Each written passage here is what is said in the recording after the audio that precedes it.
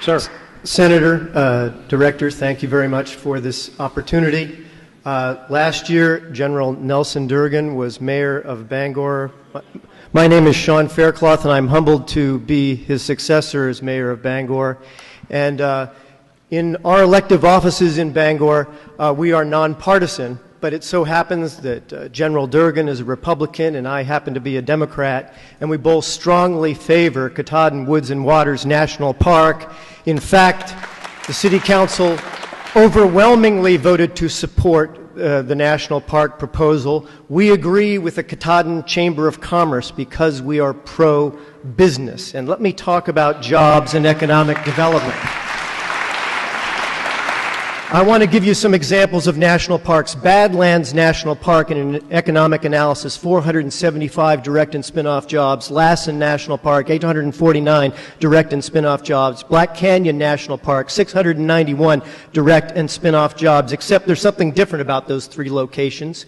Within a day's drive from those locations is vastly, vastly fewer people than we have access to within a day's drive from this area. This would be a tremendous economic boon unique for this region. When you look at the Lonely Planet website, when you look at the Lonely Planet book, that fantastic tourism guide, and they have their 52 amazing road trips, they mention Acadia National Park. Do they mention Baxter in that at all? No, they don't. It's the magic words. When you have a national monument or a national park, that's when mom and dad look at it and say, we're going to take the kids. That's where we're going to go. It is printing money. It is bringing jobs and economic development to this region.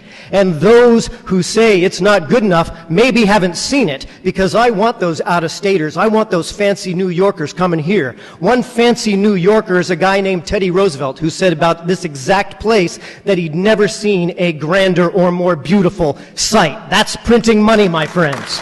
That's what we're bringing. And let me tell you something else. Let me tell you something else. They brought to Bangor recently Wayfair, which is a call center, and I'm so glad. We welcome them so much. We're so glad that Wayfair has come to Bangor, bringing about 400 jobs. We're really glad they're here, and we want to keep them. But if you know history, sometimes, not in this case I hope, but sometimes call center jobs leave. But if you have a national monument, a national park, you've got permanent jobs that stay with us decades and decades and decades to come. So I'm here representing the overwhelming support of the Bangor City Council, but I'm also here representing my three sons. I want job opportunities for kids in Millinocket and East Millinocket and Medway, and equally I want job opportunities for kids in Bangor, and all my three sons live in Bangor. And they've got the job opportunities in Boston, in Miami, in New York. That's fine. They might go there. I want them to have job opportunities here, and there is no better chance for jobs than this. We have a choice now. Can we look boldly to the future and lead ourselves to economic development? Let's move into the 21st century. That's really what this choice is about. Thank you.